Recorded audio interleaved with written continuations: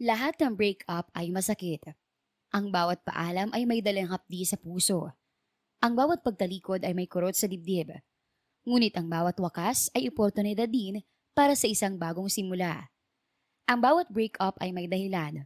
At minsan, yon ay para bigyang puwang ang tamang tao sa buhay natin. Mi Amor Tales presents One Night Stand with Mr. DJ. Written by Jasmine Jail.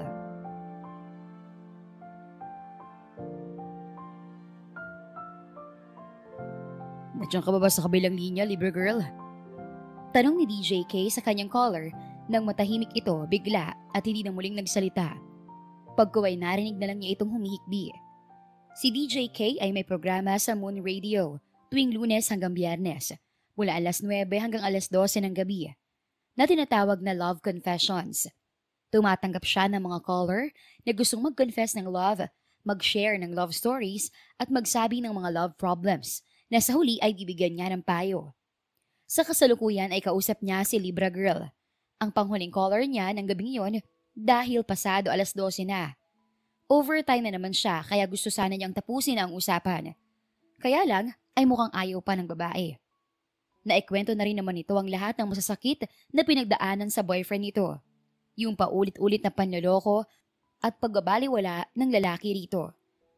Pero sa kabila nun, ay nagstay pa rin ito sa lalaki at nagpapakamartir o baka ang term ay nagpapakatanga. Alam ko masakit, Libra Girl, pero kailangan mo tanggapin na hindi na ikaw ang gusto ng boyfriend mo.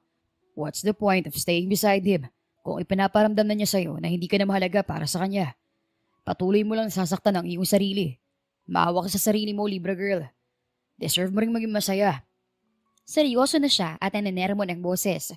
Gusto niyang matauhan na ang babae at itigil na nito ang katangahan. Mahal na mahal ko kasi siya eh, DJ K. Pero sige, susubukan kong gawin ang mga sinabi mo sa akin. Sagot ng babae nagpakilalang Libra Girl, kahit parang naiiyak pa rin. Gusto ko, bago magtapos ang pag-uusap natin ito, ay tapusin mo na kung ano man ang namamagitan sa inyo ng boyfriend mong halos wala nang pakialam sa'yo. Pagpapatuloy niya sa seryoso pa ring boses. Baka nakikinig siya ngayon. This is your chance para sabihin sa kanya na tinatapos mo ng lahat. Huwag mo nang patagalin pa to. Libra Girl, sobrang sakit na ang nararamdaman mo. Oras na para sarili mo naman ang isipin at mahalin mo. Oo, DJ K. Susubukan ko. Tipid nitong sagot sa kanya. Ano pangalan ng boyfriend mo? Kahit first name lang, kung ayaw mong sabihin ang full name. Carlo ang pangalan niya. Okay, Libra Girl. Ngayon, makinig ka sa akin. Seryosong sabi niya sa kausap sa kabilang linya. Mukhang pinakikinggan naman siya nito at malamang ay susundin din ang iuutos niya rito. Alam bang napapakinggan ka ng buong mundo? At malamang kasama ron si Carlo. Kausapin mo na siya ngayon. Sabihin mo sa kanya na nakikipaghiwalay ka na hindi mo na kaya pang pananakit niya. Sa damdamin mo. Kaya tutuldukan mo na yun ngayon. Subukan ko, DJ K. Naiiyak na sagot ng babae. Pakiramdam niya ay gusto na rin talaga nitong makalaya. May kung ano lang na pumipigil dito. Sige lang, Libra Girl. Take your time. Wika niya ng matahimik ng ilang minuto ang babae na para bang nagdadalawang isip pa rin ito na makipaghiwalay sa kasintahan. Hihintayin kita magsalita. Kahit abutin pa tayo ng magdamag dito. Basta hindi matatapos ang usapang ito hanggat hindi mo hinihiwalayan ang makasarili mong boyfriend. Dagdag pa niya. Pagkatapos ay nagpatutog siya ng mahinang musika na pang heartbroken.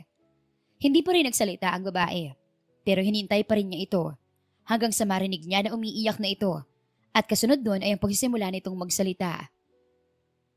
Carlo, kung nakikinig ka man ngayon, gusto kong sabihin sa'yo na tinatapos ko na kung ano man na namamagitan sa atin. Gusto ko na makipaghiwalay sa'yo. Hindi ko na kasi kaya ang sakit eh. Parang ginagawa mo ng punching bag ang puso ko. Gusto ko nang ipahinga yung damdamin ko. Gusto ko na rin malaman mo kung anong pakiramdam ng may taong nagmamahal sa akin ng tapat na totoo. Wika ni Libra Girl sa gitna ng mga paghikbi. Seryoso ito at mukhang pangangatawanan na talaga ang mga sinabi. Parang pinag-isipan din kasi muna nito ang mga sinabi bago ilabas at sa pampublikong radio station pa. Pagkatapos ay muli na namang natahimik ang babae at ang tanging naririnig na lang niya ay ang mga paghikbi nito. Kaya nagsalita na siya. Yun lang ba, Libra Girl? Wala ka na bang idadagdag? Yun lang, DJK. Sapat na siguro yun. Okay, good. Pero sana, hindi lang yun dito sa radio station nangyari. Kapag nakita kayo ni Carlo at nagkausap, gusto kong iparamdam mo sa kanya na seryoso ka talaga sa sinabi mo, na nakikipaghiwalay ka na sa kanya. Gagawin ko, DJK. Mula ngayon, sarili ko na uunahin ko. Tama ka, Libra Girl. Mahalin mo muna ang sarili mo bago ang iba. Agad niyang sang-ayon sa sinabi nito. Ngayon, pwede na tayong dumako sa huling parte ng ating programa. Saying thank you, sorry, and goodbye. Ready ka na ba, Libra Girl? Yes, DJK. Okay, go. Pagkatapos niyang magsalita, ay nag-play siya ng malungkot na song na katamtaman lang ang hina para maisabay sa gagawing final message ni Libra Girl sa boyfriend nito. Carlo, gusto kong sabihin sa iyo na thank you doon sa mga times na pinaramdam mo sa akin na hindi ako nag-iisa, sa mga bagong experiences na ibinigay mo sa akin doon. And thank you rin sa mga supportang ibinigay mo sa akin nung panayang sali ko sa mga Rycon at iba pa ang contests. Hindi man ako nananalo ng mga time na yun pero sinamahan mo pa rin ako. Pagsisimula ni Libra Girl, pagkatapos ay tumigil muna ito. Hindi naman siya nagsalita at hinayaan lang ito. Sorry kung hindi man ako naging sapat sa'yo. Kung hindi ko na ibibigay ang lahat ng gusto mo. Sorry kung hahantong lang sa hiwalayan ng 3 taon nating relasyon. And lastly, I want to say goodbye. Pagod na kasi ako eh. Pagod na ang puso ko, Carlo. Kaya nakikipaghiwalay na ako sa'yo. Tapos nang magsalita si Libra Girl, pero binigyan pa niya ito ng oras. Baka may idadagdag pa ito. Nang matansya niyang wala na, ay nagbigay na siya ng final message. Hanggang sa magpaalam siya sa babae. At pinutol na ang linyang nagkokonekta sa kanilang dalawa. Pagkatapos ay nagpaalam na rin siya sa mga listeners. Lagpas 12:00 na kasi, overtime na naman siya. Nang masabi na niyang huling linya ay nagpatugtog na siya ng playlist. Pagkatapos ay naghanda na siyang lumabas mula sa booth. Good job, Kai. Mataas ang rating natin ngayong gabi. Medyo makakabawi na tayo. Salubong sa kanya ng boss niyang si Marlon, na matalik niya rin kaibigan, at tinapik-tapik pa siya sa balikat. Overtime na naman ako, loko. Tapos hindi mo naman binibigay ang bayad para ron. Ang dami mo ng utang sa akin, ha? Reklamo niya habang nagpapatugtog sa paglalakad. Agad naman siyang sinundan nito, hanggang sa tuluyan na silang makalabas ng building. Hoy, Kai! Tawag nito sa kanya bago pa man siya tuluyang makalayo rito. Tuloy bang papunta mo sa King's Resort sa Batangas? Tanong nito, at tuminto naman siya sa paglalakad. Pagkatapos ay nilingon niya ito at sumagot. Oo nga, kasi nga 'di ba, matagal ko nang hindi nabibisita ang resort ron. Kaya kailangan kong pumunta. Napabayaan ko ng munti ko negosyo dahil dito sa programang ibinigay mo sa akin eh. Eh di ba sabi mo, hilig mo ang pagdi-DJ sa radyo. Ikaw pa nga nag-i-insist na ikaw lang ang kunin ko eh, kaysa maghanap pa ako. Oo nga, kaya lang hindi mo naman binibigay ang mga overtime pay ko. Kunwari ay reklamo niya rito. Sige na, aalis na ako. Dediretso na kasi ako ng Batangas. Kailan naman ang balik mo rito sa Manila? Lunes na ako babalik, kaya inuunahan na kita. Baka wala mo ng love confession sa Lunes. Eh bakit? Eh gabi naman ang programang yun ah. Di mo ba ako pagpapahingahin, loko ka? Eh di magpahinga ka pagbalik mo. For sure naman, madaling araw ka babiyahe pabalik dito sa Maynila. Eh paano kung gabi ko maisipang umuwi? Hindi ko naman hawak ang sitwasyon. Malay mo, may makilala akong magandang chick doon. Mapasarap ang mini vacation ko. Hindi nga pwedeng. Sige na, alis na ako. Kita na lang tayo sa Lunes ng gabi. Mamababae ka lang naman kasi ron eh. Matagal na kitang pinagsasabihan na magbago ka na. Walang may dudulot ang pagiging playboy mo na yan. Magseryoso ka na. Kasi tumatanda ka na. At saka mahiya ka. Kasi ang tingin ng mga listeners natin sa'yo loyal at mapagmahal sa babae. Hindi nila alam, kabaligtaran pala nun ang pagkatao mo. Nagawa pa nitong magsermon sa kanya. Matagal na ako nagbago, loko. Focus na lang ako ngayon sa trabahong binigay mo at sa mini business ko. Pagkatapos magsalita ay nagpatuloy na siya sa paglalakad at dire-diretso nang pumunta sa parking area at pumasok sa kanyang kotse. Dumiretso na nga siya sa resort na pag-aari niya sa Batangas. Agad siyang nagtungo sa bar na naroon, na siya rin ang may-ari. At saka nagbukas ng beer. Mag-isa lang siya sa table. Bagamat may iilang pang umiinom doon, medyo tinatamaan na siya nang mapansin niyang isang babae na parang lasing na ng sobra at inaaway na ang isa sa mga staff niya. Ano problema rito? Tanong niya sa kanyang empleyado matapos makalapit dito at sa babaeng nagwawala. Kanina pa po siya umiinom, sir. Lasing na nga po eh. Agad nitong sagot sa kanya. Hayaan mo na. Basta, hindi pa naman nakakaperwisyo. Ang problema kasi sir marami na siyang nainom. Pero wala pa siyang nabibigay na kahit magkanong bayad. Tapos, gusto pang umorder ng isang round. Ganun ba? Napapatango niyang wika habang pinagmamasdan ng babae. Sige na, ako na bahala rito. Dalhan mo kami na maiinom at i-charge mo na lang sa akin. Babayaran ko bago ako bumalik na Manila. Isama mo na rin yung bill niya kung sakaling wala siyang ibigay. Sigurado ka ba, sir? Mukha naman siyang mabait eh. At saka parang kailangan lang talaga na makakausap. Agad niyang sagot sa empleyado para mawala ang pag-aalala nito. Pagkuway tumalikod na ito sa kanya at sinunod ang kanyang utos. Hi, miss. Bati niya sa babae matapos niya itong lapitan. Agad naman itong inangat ang muka at hinarap siya. Asan ang beer? Di ba sabi ko dalhan mo pa ako rito? Sa halip ay bulyaw nito sa kanya. Relax lang. Nagutos na ako at ilang sandali lang darating na yun. Sagot niya at pagkatapos ay umupo siya sa katapat nitong upuan. Teka. Bakit ka umuupo? Ano gagawin mo rito? Reklamo nito sa lasing pa rin na boses. Napansin ko kasi na mukhang kailangan mo na makakausap. Kaya nilapitan kita.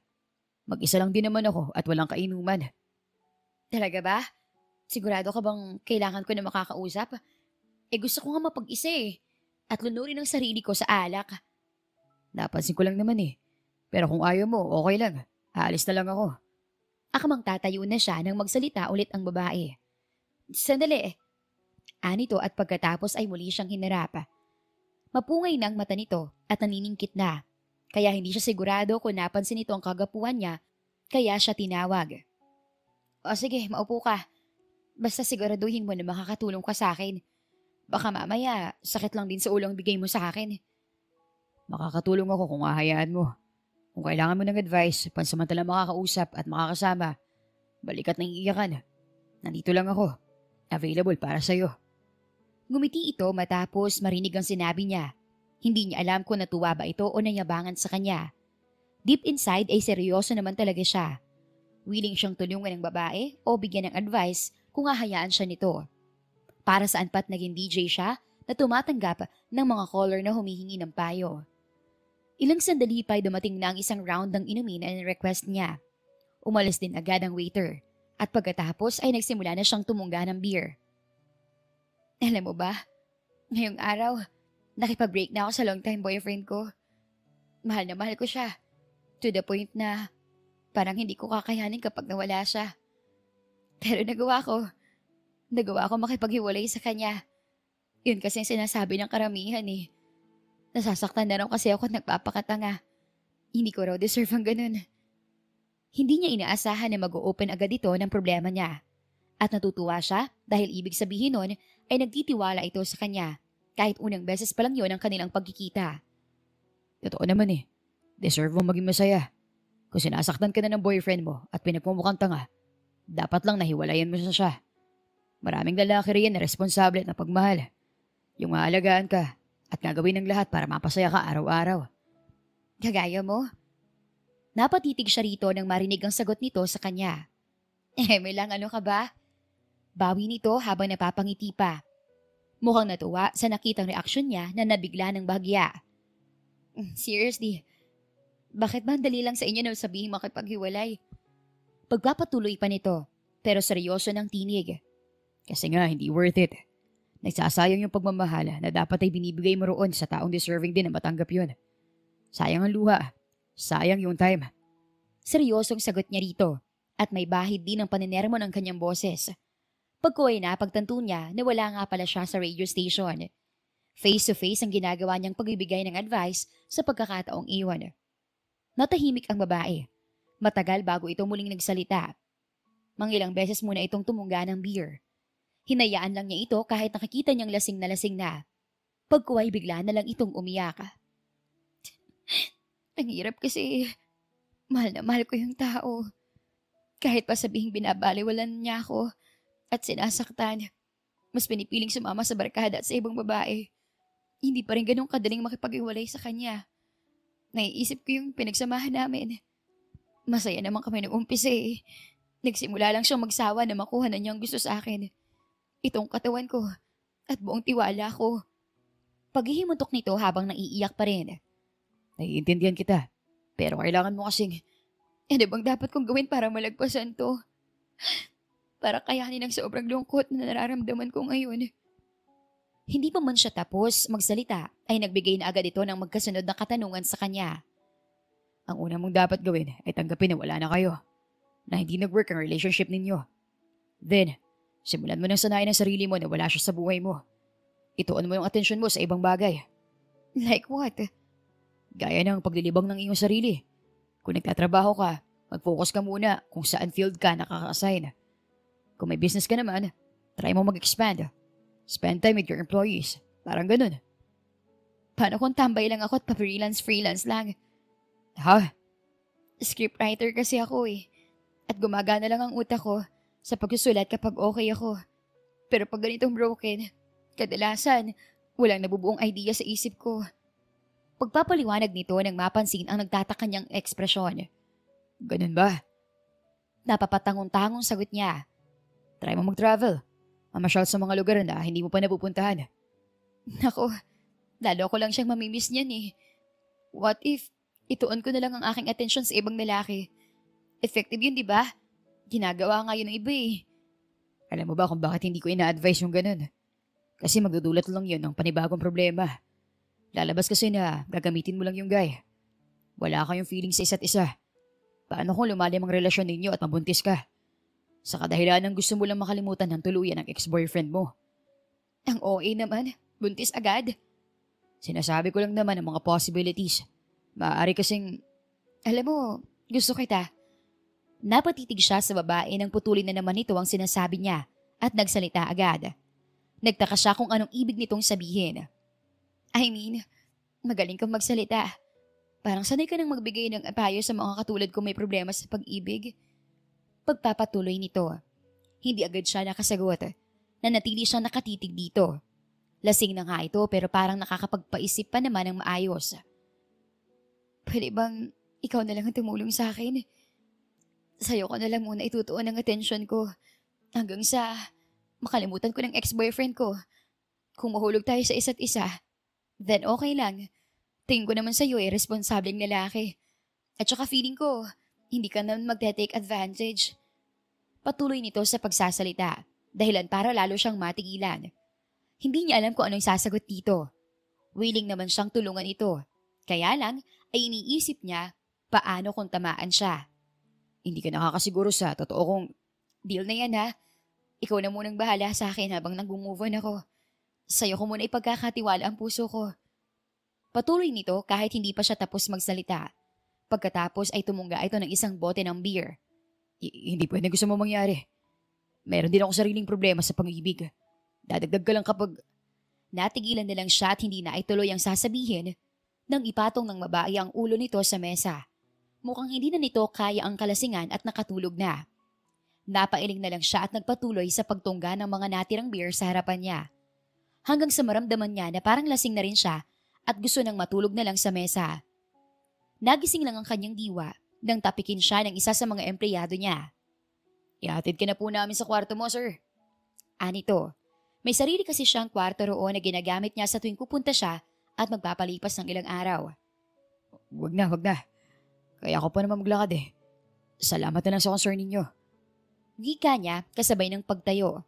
Pagkatapos ay napatingin siya sa lasing na babae na naroon at mukhang napasarap na sa pagtulog.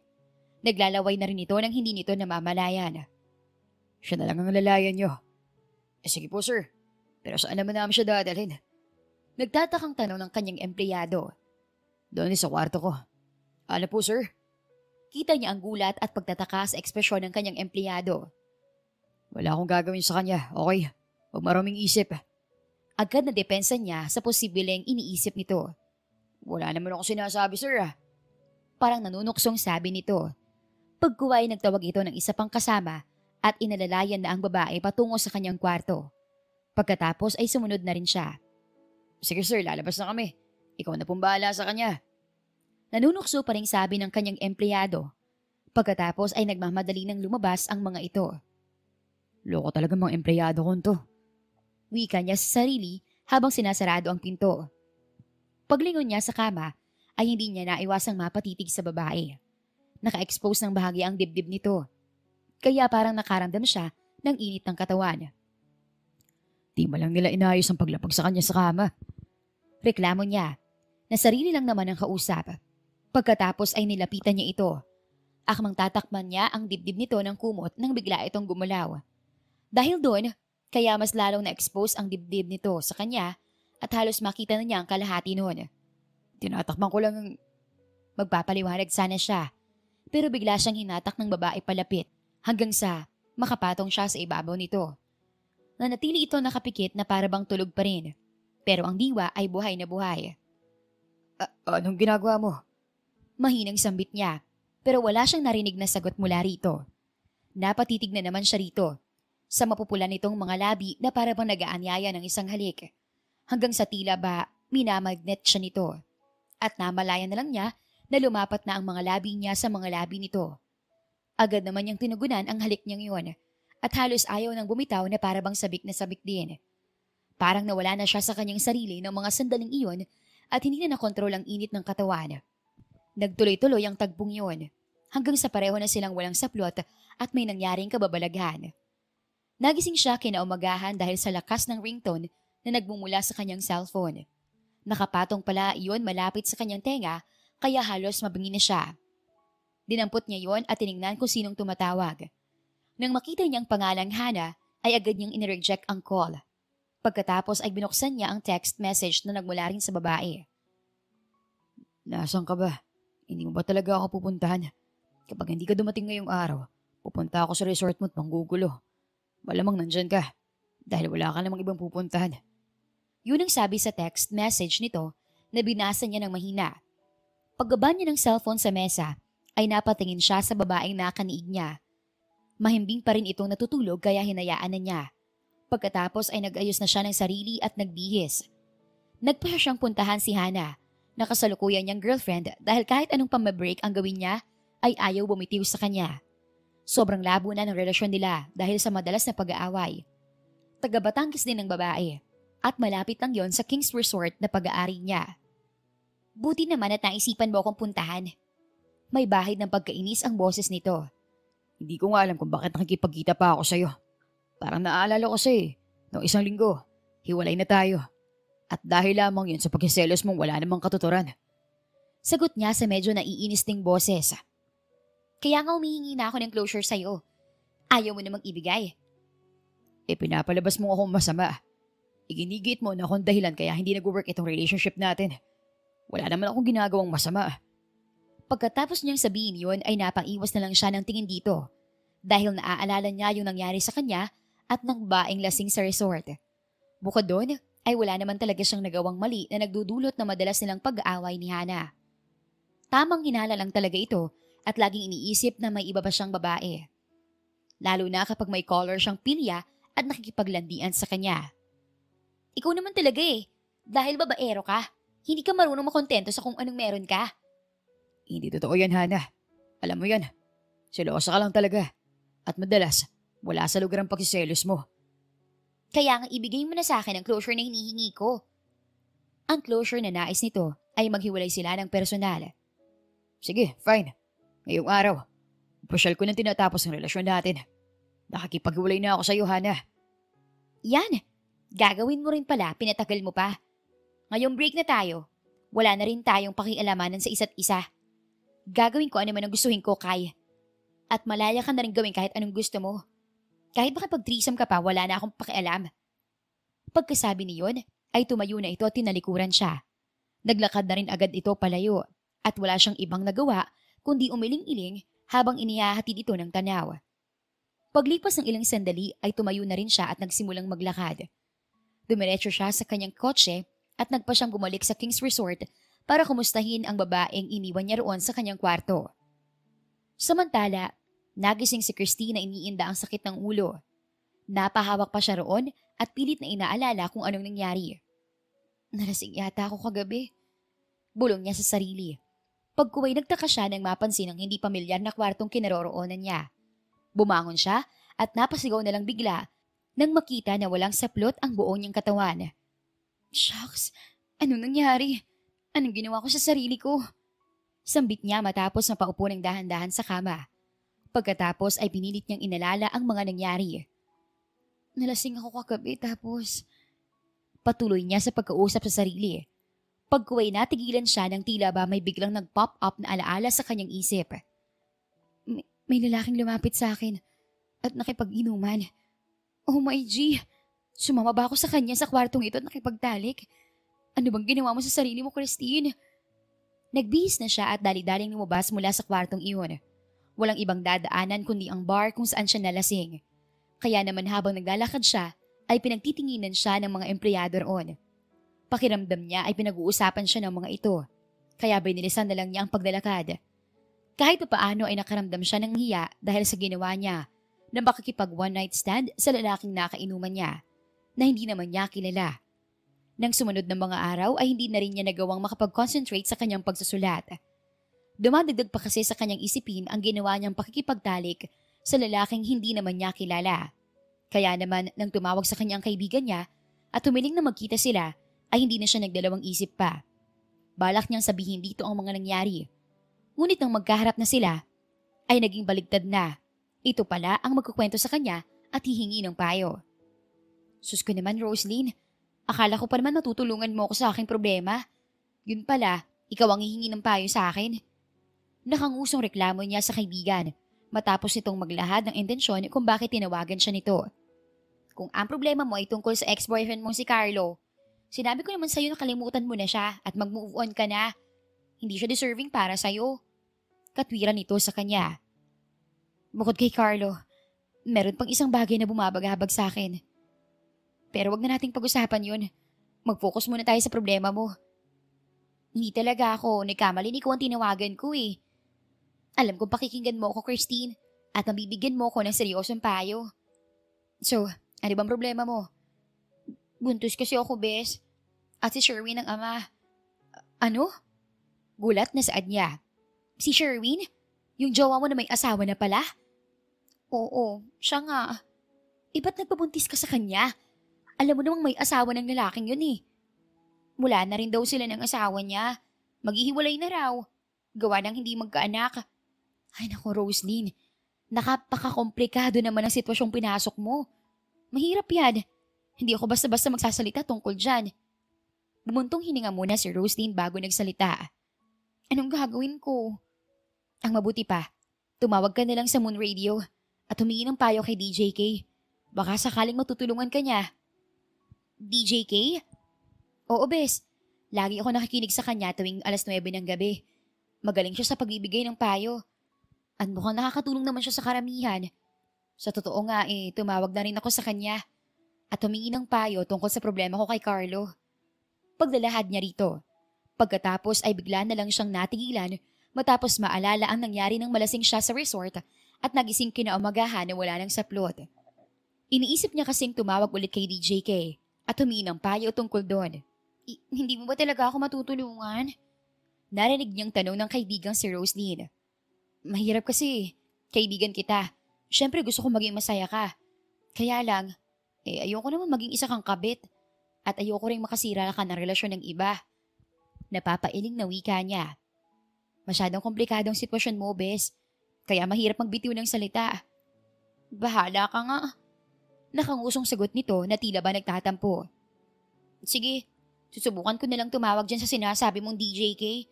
At sa kanya lang ako hihingi ng payo. Hindi talaga nagbigay ng payo si Christine sa kaibigan. At ginawa rin ni Rosie ng sinabi niya na tumawag na lamang sa Moon Radio at humingi ng payo kay DJK. Sa paglipas ng mga araw ay kusa na lang niyang nakalimutan ang nangyari sa kanya at ng estrangherong lalaki. Nakaka-move on na rin siya at nasasanay ng wala si Carlo sa buhay niya. Nakakapagsulat na rin siya at kaunti na lang ay makakabalik na siya sa normal niyang buhay. Subalit may napansin siyang kakaiba sa kanyang sarili. Madalas siyang nakakaramdam ng pagkahilo at parang laging nasusuka. Hindi siya makakain ng maayos dahil parang may gusto siyang kainin na hindi naman niya eksaktong matukoy kung ano. Naging antukin din siya at para bang gusto lagi ng katawan niya na magpahinga at matulog. Ano kayang nangyayari sa akin? Anong sakit bang dumapo sa akin? Naaalarma niyang tanong sa sarili hanggang sa maisipan niyang mag-research sa internet at nagulat siya sa sagot na kanyang nakita. Posibleng buntis ako? Gulat na saad niya. Pagkatapos ay muli niyang naalala ang ginawang pakikipag one night stand noon sa lalaking hindi niya kilala. Kaya naman, dali-dali siyang nagpa-check up sa isang klinik. Parang pinanghinaan siya bigla nang kumpirmahin ng doktor na tumingin sa kanya na buntis nga siya. Anong gagawin ko? Hindi ko kilala kung sinong ama ng batang ito. Puno ng pag-aalala at naiiyak pang sambit niya hanggang sa maalala niya si DJK, ang taong lagi niyang nahihinga ng payo kung may mabigat na problemang dumadaan sa buhay niya. Kinagabihan ay tumawag nga siya sa programa ni DJK at inalahad dito ang kanyang problema. Hindi niya sinabi ang totoo niyang pangalan, maging ang lugar kung saan nangyari ang pakipag one night stand sa lalaki para kahit papaano ay maprotektahan ang privacy niya. At sa huli ay humingi siya ng payo. Pero nagulat siya nang bigla siya nitong sermonan. Bakit ba kasi basta ka nalang bumubuka ka eh? Hindi mo naman pala kilalang lalaki. Sabi nito na biglang nagpainit ang kanyang tenga at nakaramdam siya ng sobrang pagkainis. Kung kaharap niya lang ito, ay talagang uumbagin niya. Hindi pa naman kasi nito napapakinggan ng buong detalye, pero parang hinuhusgahan agad siya nito. May sasabihin ako, pero hindi lang ito para sa'yo, libre girl ha. Para rin sa mga babae nakikinig ng ating programa. Pagpapatuloy ni DJK. Bago kayo gumawa ng ganitong klaseng desisyon o gawin na nating specific, bago nyo ibigay ang inyong sarili sa isang lalaki, kilala nyo man o hindi, dapat ay iniisip nyo muna maaaring kahinatnan nyo. Gaya na ito nangyari kay Libra Girl. Nabuntis siya, pero hindi niya kilala kung sino nakabuntis sa kanya. Malaking problema, di ba? Gago ka palang DJK eh. Hindi mo pa nga alam ang buong detalye nang husga ka na kagad. Hindi na niya napagilan pa ang kanyang sarili at nakapagmura siya on air. Pasigaw rin ang kanyang boses at napansin niya na parang nagulat ang kausap niya sa kabilang linya. Akala ko pa naman matutulungan mo ko. Gustong gusto pa naman kita at lagi kitang binibida sa mga kakilala ko. Pero ngayon, parang pasmado yata yung bunganga mo. Nakakain ka yata ng panis na kanin, DJK. Please don't misunderstand, Miss Libra Girl. Hindi naman sa nanghusga ako. Gusto ko lang. Dedepensahan sana ng lalaki ang sarili nito. Pero hindi niya ito hinayaan dahil pinutol na agad niya ang sinasabi nito at nagpatuloy siya sa pagsasalita. Anong tawag mo na sa sinabi mo kung hindi ka nanghusga? Bara niya sa sinasabi nito. Siguro, gawain mo ang mamuntis ng babae, no? Gawain mo nang samantalahin ang pagkalasing ng isang babae. Tapos, dadalhin mo sa motel para doon mo gawa ng kamanyakan mo. Bulyaw niya pa rito at pagkatapos ay ibinagsak niya ng pagkalakas ang telepono para maputol na ang linyang kumukonekta sa kanilang dalawa. Kung alam ko lang na gano'n ang sasabihin niya, hindi na sana ako nag-aksaya pa ng oras para tawagan siya. Himutok niya habang nagpipigil ng kanyang sarili. Pagkuway tumunog ang telepono na ginamit niya at agad naman niya yung sinagot. Hello ulit, Miss Libra Girl. Sa Moon Radio to. Gusto ko sanang... Nagsisimula pa lamang magsalita ang tumawag sa kanya na nasa kabilang linya pero sumagot na agad siya at hindi na ito pinatapos. Hindi na ako interesado pa sa ibibigay mong payo, Mr. DJ. Nagsisisi nga ako eh. Ba't tumawag pa ako sa programa mo? Nagmukha tuloy akong katawa-tawa. Asik niya rito at pagkatapos ay muli niya itong binagsakan ng telepono. Mabuti na lang talaga at hindi totoong pangalan ang ibinigay niya. Maging ang lugar kung saan siya nakatira at kung saan nangyari ang pagsuko ng bataan sa lalaking hindi naman niya kilala. Kung nagkataon, ay siguradong pagtatawanan siya ng mga kakilala niya at kukutsain pa, kagaya ng ginawa ni DJK sa kanya. Nang aasar ba siya? Inisasambit niya. Maglalakad na sana siya patungo sa labas para magpahangin nang tumunog ulit ang telepono. Ano ba, Mr. DJ? Nangaasar ka ba? Ayoko na makipag-usap sa'yo pero tawag ka pa rin ng tawag sa akin. Pasigaw at galit ng sabi niya nang muling sagutin ang tawag. Pwede bang huminahon ka muna, Miss Libra Girl? Iba ang boses na narinig niya mula sa kabilang linya. Malayo iyon sa boses ni DJK kaya pinilit niyang kinalma ang sarili. Huminga muna siya ng malalim bago nagsalita ng mahinahon. Pasensya na po kayo, sir. May nagpainit lang po kasi ng ulo ko kanina. Kaya, sino po pala kayo? At bakit kayo napatawag? Ako si Marlon, CEO ng Moon Radio. Narinig kong pag-uusap niyo ni DJK on air and I would like to apologize in behalf of the radio station. Mahinahon pa rin sabi ng lalaki mula sa kabilang linya. Taga Moon Radio rin pala. Pasensya na po sir pero balak niya sanang ibaba na agad ang telepono pagkatapos niyang magsalita. Pero sumagot na rin agad ang lalaki kahit hindi pa siya tapos. Pakinggan mo muna ako, Libra Girl. Itong pag-uusap natin ito ay walang kinalaman kay DJK. Napansin ko kasi na nung tumawag ka kanina, tumaas biglang engagement namin sa mga listeners. Marami nagko-comment. They want more details of your story. Yung iba nga, nag-o-offer pa na sila raw mismo ang tutulong sa'yo na hanapin ng lalaking nakabuntis sa'yo. But I can actually help you with that personally. Anong ibig mo sabihin, sir? Nagtatakang tanong niya. Matutulungan kitang makita ang lalaking hinahanap mo. Basta, ikwento mo lang sa akin ang buong detalye. Like kung saan kayo nakita, or kung saan nangyari ang milagro. Sabihin mo rin sa akin ang itsura ng lalaki. Or kung may palatandaan ka ng pagkakakilanlan sa kanya. Paliwanag nito sa kanya. Hindi siya kumbinsido kaya bahagya siyang napangisi. Gayunpaman, ay nagbigay pa rin siya ng ilang detalye na hinihingi nito. Sa King's Resort nangyari ang milagro. Habang naglalasing ako, may lumapit sa aking isang lalaki at hindi mo lang nahiyang makijoin. Nalasing ako, tapos nagising na lang kinaumagahan na nasa loob ng isang kwarto at walang kasaplot-saplot. Hindi ko alam kung VIP siya roon o siya ang may-ari. Basta paglabas ko ng kwarto, pinagtinginan ako ng mga empleyado ron sa bar at parang nagbubulungan pa nga sila habang pinag-uusapan ako. Paglalahad niya. Sa King's Resort? Sa isang kwarto na naroon sa bar? Tama bang narinig ko? Sambit ng lalaki mula sa kabilang linya na may pagkagulat sa ekspresyon. Sa tono rin ng boses nito ay para bang nagkaroon agad ito ng idea kung sino ang lalaking hinahanap niya. Ano bang itsura niya? Pangalan? Natanong mo ba kung anong pangalan niya? Pagpapatuloy ng lalaki. Nakakahiyamang aminin pero hindi ko alam kung anong pangalan niya eh. Mahirap ding i-describe ang mukha niya kasi nakasombrero siya nung gabing nag-iinuman kami. Pero naaninag ko yung katawan niya nung nakahubad na siya at isinuko ko sa kanyang bataan ko. May Spider-Man tattoo siya sa dibdib at braso. Siguro kapag nakita ko ang tattoo na yun, makikilala ko siya agad-agad. Spider-Man tattoo sa dibdib at braso? Mas lalo pang nabigla ang lalaking kausap niya. Para bang kilala nito ang lalaking dinescribe niya at posibleng matulungan nga siya nito. Kilala mo ba siya? Agad niyang tanong. Hindi pa ako sure. Pero base sa mga sinabi mo sa akin ngayon, mukhang matutulungan nga kita. Sagot nito sa kanya, dahilan para mabuhayan siya ng loob at bahagyang napangiti. Teka, kung tutulungan mo ako sa problema ko, may kapalit ba yan? Mabilis ding nawala ang kaunting ngiti niya sa labi matapos maisip ang bagay na yon.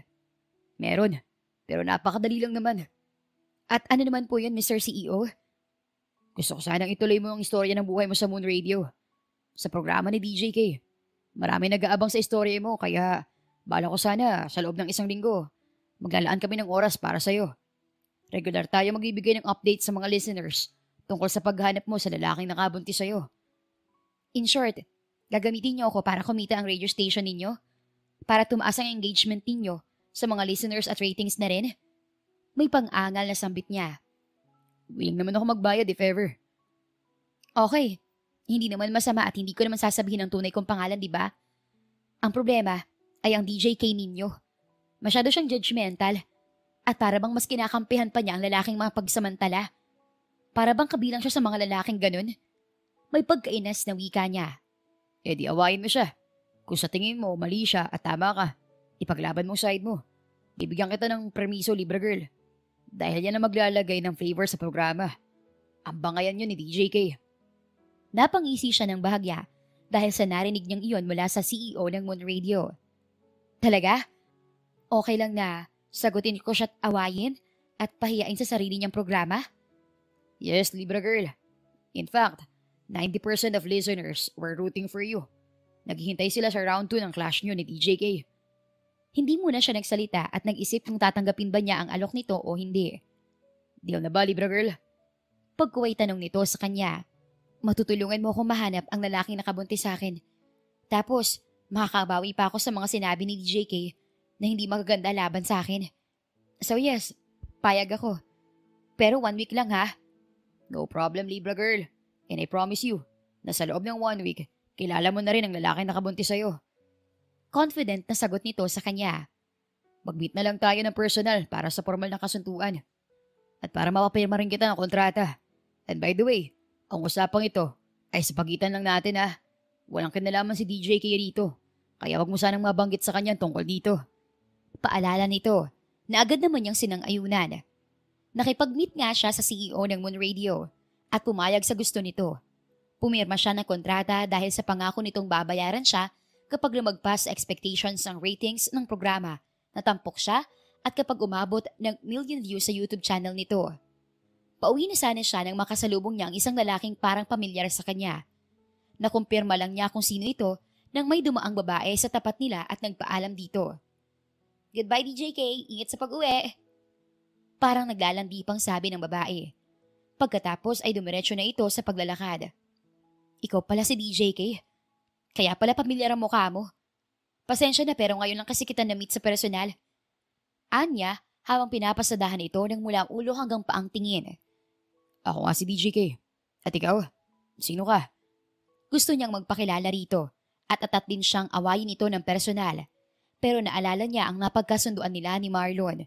Hindi iyon ang tamang panahon at hindi nito pwedeng malaman na siya si Libra Girl. Teka, nag-meet na ba tayo? Parang pamilyar ang mukha mo. Doon sa... Pasensya na pero kailangan ko nang umalis. Malayo pang uuwian ko eh. Putol niya sa sinasabi nito at agad na rin siyang nagpatuloy sa paglalakad. Sandali, miss. Habol nito sa kanya. Ilang sandali lang ay nasa harapan na niya ito at hinaharangan siya sa paglalakad. Hindi ako maaaring magkamali. Ikaw ang babaeng na-meet ko siya. Pilit pa rin siyang umiiwas dito dahil iniisip niya ang napag-usapan nila ng CEO. Ayaw niyang mabisto na siya si Libra Girl dahil baka mabulilyaso ang planong pakipag-away niya rito. At kung hihingiin ng pagkakataon ay ipapahiya pa niya sa mga listeners. Hanggang sa tuluyan na siyang makalayo rito at sumakay na sa taxi. Dadaanan na muna niya ang kaibigan niyang si Roslyn bago bumalik ng Batangas. Nang sumunod na gabi ay sinimulan na niyang gawin ang napagkasunduan nila ng CEO. At gaya ng inaasahan ay nagkaroon na nga ng debate on air sa pagitan nila ni DJ K. Hanggang ngayon ba, ipagtatanggal mo pa rin ang mga lalaking mapagsamantala at manyakol? Porket nakitang lasing ang isang babae, gagalawin at pagsasamantalahan?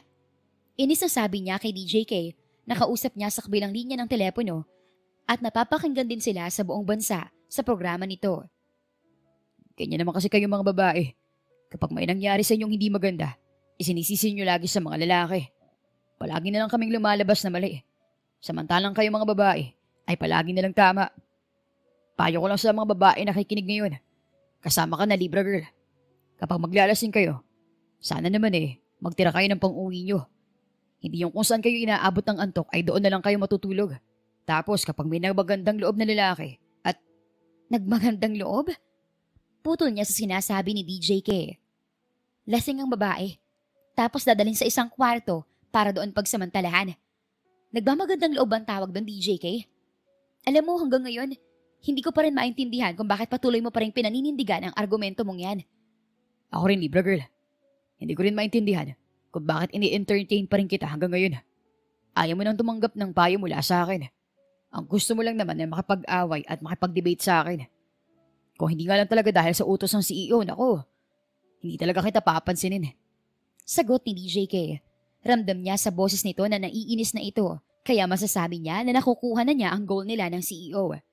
Dahil doon, kaya naisipan niyang humingi ng update tungkol sa lalaking hinahanap niya. Hindi pa ako sure kung ang lalaking nasa isip ko ngayon ay ang lalaking hinahanap mo. Siguro, subukan mo na munang bumalik sa King's Resort ngayong darating na linggo. Baka sakaling makita mo siya ron.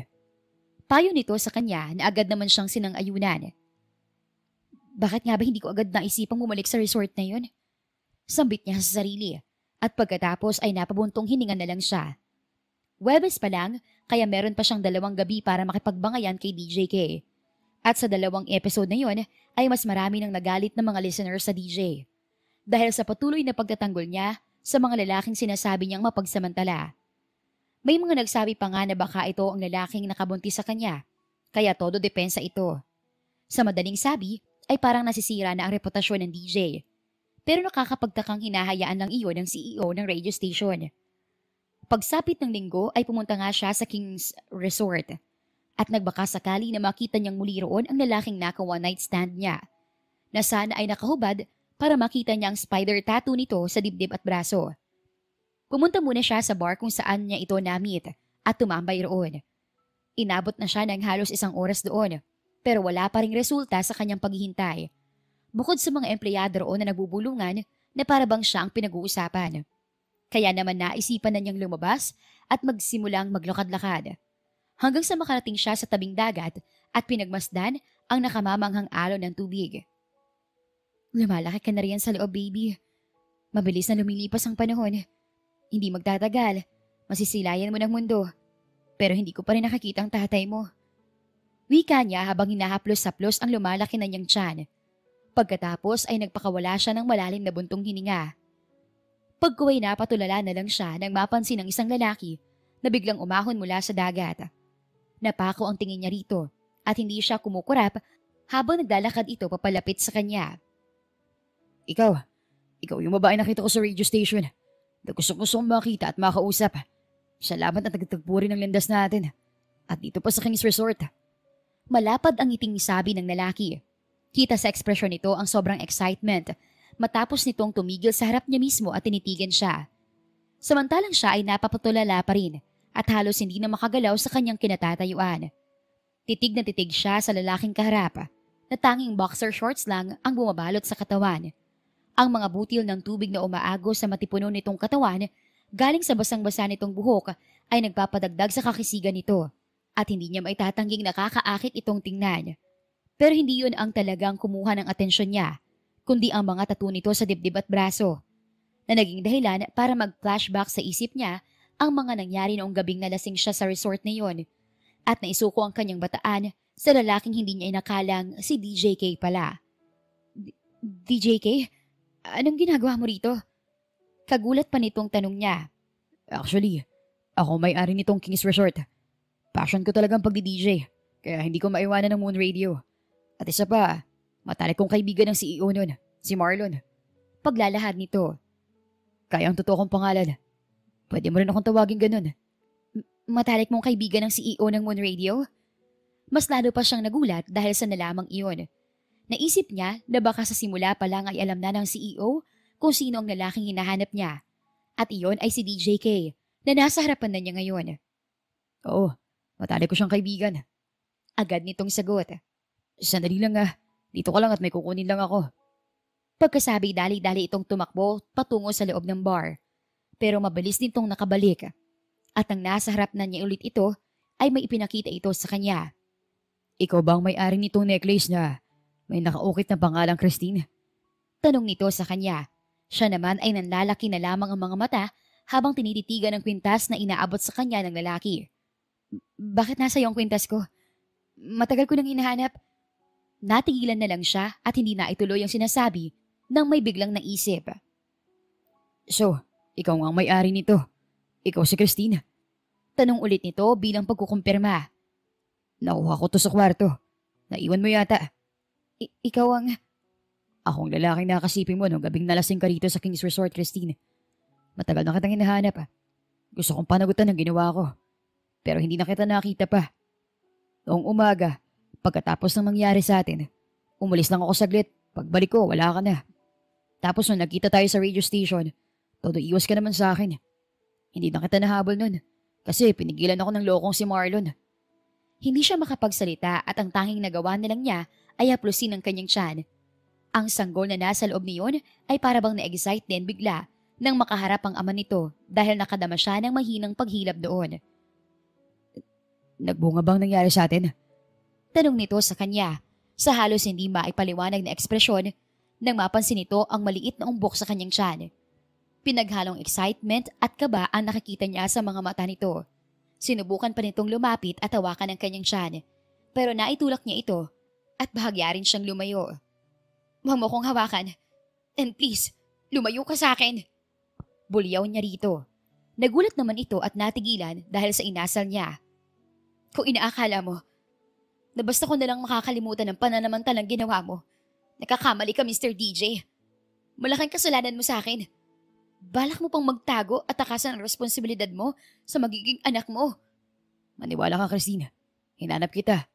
At halos araw-araw kong bumabiyahe patungo rito sa Batangas para magbaka sakali na makita kita rito.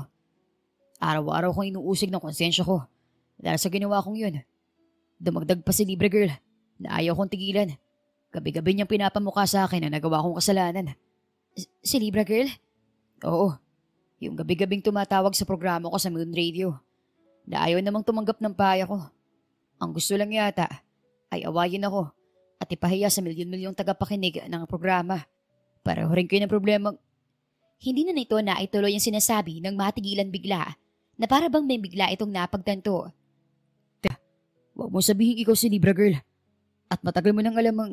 Hindi pa man ito tapos magsalita ay tumalikod na siya rito at nagsimulang maglakad niyo. Agad naman itong humabol sa kanya at hinaharangan siya sa paglalakad. Pwede bang sa ibang araw na lang tayo mag-usap? Pakiusap niya rito sa seryosong boses at pagkatapos ay nagpatuloy na siya sa paglalakad. Hindi na rin ito sumunod sa kanya at hinayaan na lang siya hanggang sa makalabas na siya sa King's Resort at nakasakay ng taxi. Dumiretso siya sa sakayan ng bus para bumiyahe patungo sa Manila. Pupuntahan niya ang CEO ng Moon Radio para kumprontahin. Mabuti na lang at naabutan pa niya ito. Nasa labas na ito ng building at paalis na sana nang makarating siya roon. Bakit bigla ka napasugod dito, Libra Girl? May problema ba? Nagtatakang tanong nito sa kanya. Mabutit na abutan mo ako. Dumaan lang naman kasi ako dito at chinek ang mga empleyado ko naka-duty ngayon. Ano ba nga atin? Dagdag pa nito. May itatanong lang ako sa iyo, sir. At gusto kong sagutin mo ng totoo. Matigas ang boses ng sagot niya rito. Matagal mo na bang alam na si DJK ang lalaking hinahanap ko na nakabuntis sa akin? Natigilan ang CEO at hindi agad nakasagot. Pagkuway hinarap siya nito ng seryoso, saka nagsimulang magsalita. Honestly, Libra Girl, nang magbigay ka sa akin ng ilang detalye tungkol sa lalaking nakabuntis sa'yo, si DJK na agad ang pumasok sa isip ko. Pero syempre hindi naman ako sigurado, kaya hindi ko muna sinabi sa'yo. Nang magtanong ako kay Kai at nag-match ang mga sagot niya sa pahayag mo, saka ako na-kumpirma na siya nga yun. Pagtatapat nito sa kanya. Sa madaling sabi, pinaglalaroan mo kami. Buliyaw niya rito. Ginamit mo kami, Marlon, para tumaas ang rating ng programa at tumaas din ang engagement sa mga followers natin sa YouTube at iba pang social media pages. Boses naman ni DJK ang narinig niya na nagbumula sa kanyang likuran. Matigas din ang boses nito at mukhang nagpipigil ng galit sa kaibigan. Please don't misunderstand. Gusto ko lang kayong tulungan kaya ginawa ko yun. Depensa ni Marlon. Anong pagtulong sinasabi mo riyan? Bulyaw ni DJK sa kaibigan nito. Relax lang, Kai. Bakit kailangan pang ipaalam sa buong mundo ang kwento namin? At pinag-aaway mo pa kami on air? Siya naman ang nagtanong kay Marlon. Ang totoo, Libra Girl, naisipan kong gawin yon para maturuan ng leksyon itong si Kai. Para tumigil na siya sa pamababae niya at magseryoso na. Sa pamamagitan ni Libra Girl, ipinamukha ko sa kanya na hindi tama ang gano'n na ginagawa niya. At effective naman, di ba? Pero ang talagang ine-expect ko nun magkakilala niyo agad ang isa't isa. Once na maglabasan na kayo ng mga saloobin niyo. Pero nagkamali ako ng inakala. Umabot pa tayo sa ganito. Bago niyo na-realize na kayo ang nagsiping sa King's Resort at nagbunga pang ginawa niyong yun. Ano pinagsasabi mo na babaero at hindi siniseryoso ang mga babae? Matagal ko nang hinahanap itong si Christine para panagutan ang ginawa ko sa kanya. Hindi ko lang talaga siya mahanap. Yun pala dahil sa may ginawa kang kalokohan. Pabulyaw na sabat ni Kaya na kay Marlon nakaharap. Totoo naman na babaero ka, di ba? Dati nga pinagsabay mo pa yung si Leia at sino nga ba yung isang babae? Depensa naman ni Marlon na may kasamang pamubuko kay Kai. Matagal na yung loko ka. Nagbago na ako, alam mo yan. O, di ba? Inaamin mo na babaero ka nga. Kaya pala kung makapagtanggol ka sa mga lalaking mapagsamantala, cheater at manyak, ay wagas. Hindi talaga kami nagkakamali na kabilang ka sa ganong klase ng mga lalaki. Kumpronta naman niya kay Kai. Hinarap siya nito, pero maamo ang mukha nito na para bang hindi nito kayang awayin siya. Tingnan mong ginawa mo, Marlon. Pinagmukha mo ako masama sa tingin ng mga followers natin. Lalo na sa kanya. Pasigaw na kumpronta ni Kai sa kaibigan nito. Paano kung ay nire-redeem ang sarili ko? Madali lang naman yan, Kai. Confident naman sagot ni Marlon. Ituloy niyong nasimulang kwento niyo sa programa. Sabihin niyo na nahanap at nakilala niyo ng isa't isa. Paliwanagan kayong on air. Bigyan nyo ng chance ang isa't isa na marinig ng mga kababayan natin na nag-aabang ng update sa istorya ninyo. Sabi ko na nga ba, at para na naman sa pakanan ng istasyon mo ang naiisip mo, Marlon, sarili mo lang talagang iniisip mo. Agad na umangal si Kai. Oops, kakamali ka, Kai. Agad namang sumagot si Marlon. Huwag niyong kakalimutan na ang main purpose ko ay para tulungan kayo. Ikaw, Kai, gusto kong tuminukat magseryoso. Magkakababy ka na oh. Ikaw naman, Libra girl. Gusto kong matutunan mo na makinig at magbigay ng pangalawang pagkakataon sa taong nakagawa ng mali sa'yo. And please take note na hindi naman totoong pangalan ang ginagamit niyo on air. Kilala kayo ng mga listeners sa bilang Libra girl at DJK. Loko, maraming nakakakilala sa akin. Lalo na mga katrabaho natin at ilang malapit na kaibigan. Apela ni Kai. At saka araw-araw mong binabalandra mukha ako sa mga social media pages natin. Dagdag pa nito. Maliit na porsyento lang naman talaga nakakakilala sa'yo personally. Kaya hayaan mo na. Agad na sagot ni Marlon. Ano, aasahan ko na ba na makikipag-cooperate kayo? Kung ayaw niyo wala naman ako magagawa. Napatingin siya sa dako ni Kai at nagsalubong ang kanilang mga mata. Hindi niya alam kung anong isasagot at kung ano nga ba ang eksaktong gagawin niya ngayong nalaman na niya kung sino ang ama ng pinagbubuntis niya. Nakadepende rin kasi sa kung ano ba ang plano ng lalaking ito sa kanya at sa magiging anak nila. Sige, maiwan ka na kayo Mag-usap muna kayo ng masinsinan. Saka niyo ako balitaan. Pagkasabi tumalikod na si Marlon sa kanila at naglakad palayo.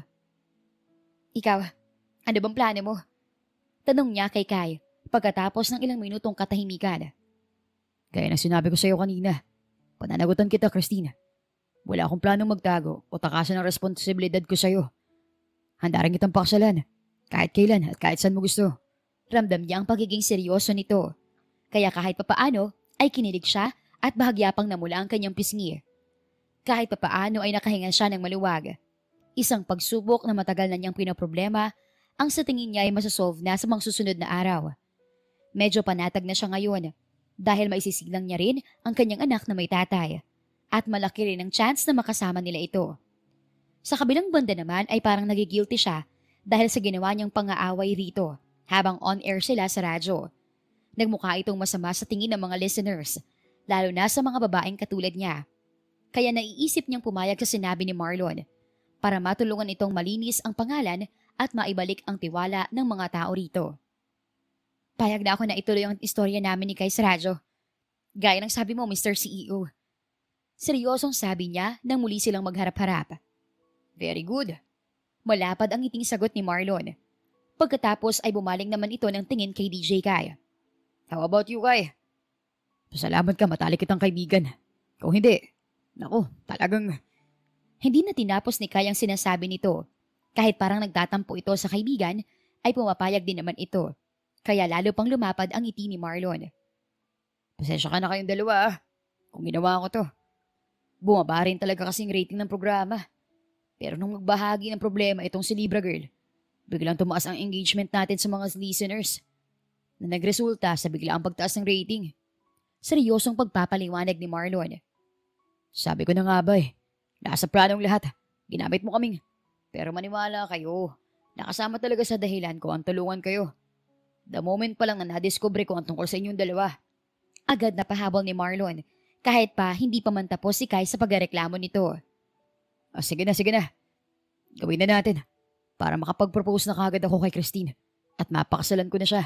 Mag-propose ng kasal? Abot tenga ang ngiting sabi ni Marlon matapos marinig ang sinabi ni Kai. May magandang idea ako naisip tungkol dyan. Ano naman ba yung iniisip mo? Baka kalokohan na naman yan. Sa programa ka na rin mag-propose, Kai. On air. Siguradong maraming listeners ang matutuwa. Lalo na sumusubaybay sa istorya ninyong dalawa.